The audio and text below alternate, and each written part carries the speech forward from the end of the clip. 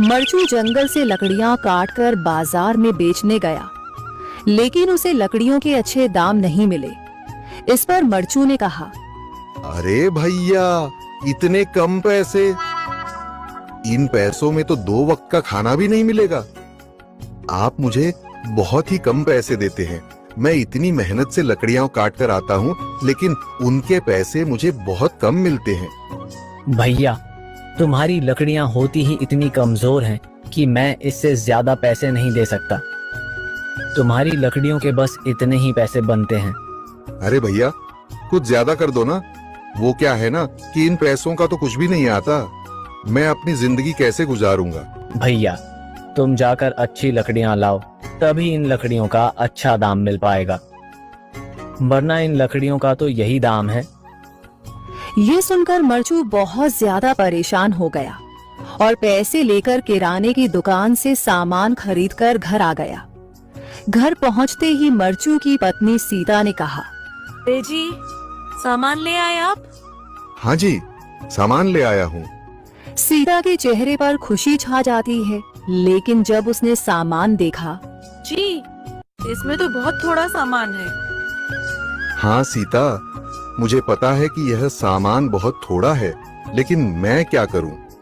मेरे पास जितने पैसे थे, मैं उतने का ही सामान लेकर आ गया हूँ। इस तरह हमारा गुजारा कैसे हो पाएगा जी? आपको तो पता ही है कि हम कितनी मुश्किलों से गुजारा करते हैं। हाँ हाँ, मुझे पता है, लेकिन मैं कर भी क्या सकता हूँ? मेरे पास इतने पैसे ही नहीं कि हम एक अच्छी जिंदगी गुजार सकें।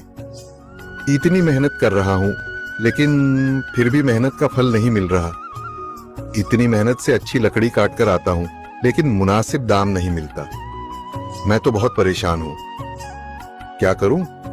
कहाँ जाऊँ? अरे जी, आप परेशान न हो, आप कोई और काम देख लें।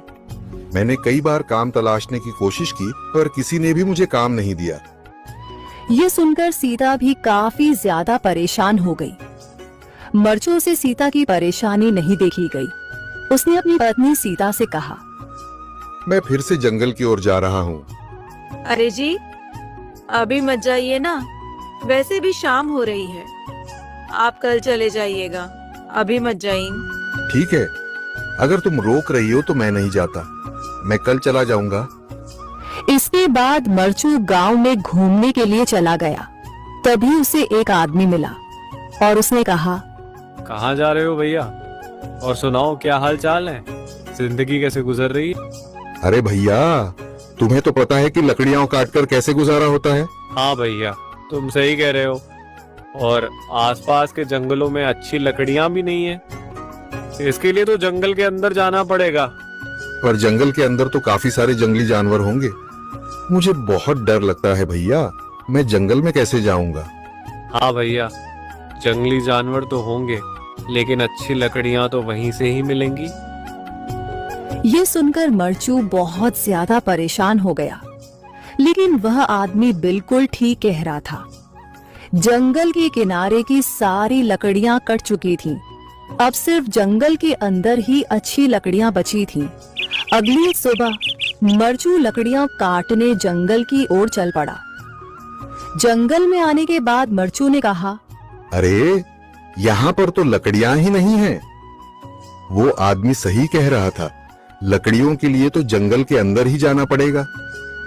और जंगल के अंदर जाना क्या सही रहेगा? मुझे तो बहुत डर लग रहा है, क्योंकि वहां पर तो काफी सारे जंगली जानवर होंगे जो खतरनाक होंगे। अगर आज मैं जंगल के अंदर नहीं गया तो मैं आज घर पैसे लेकर नहीं जा सकूंगा, और फिर जब पैसे नहीं होंगे तो गुजारा कैसे होगा? मरचू जंगल के बाहर खड़ा सोचता ही रहा और फिर उसने सोचा, अरे, यहाँ पर भी कोई मजबूत पेड़ दिखाई नहीं दे रहा जिससे मैं लकड़ियां काटकर घर ले जा सकूं। लगता है और अंदर जाना पड़ेगा। यही सोचकर मरचू जंगल के अंदर चला गया।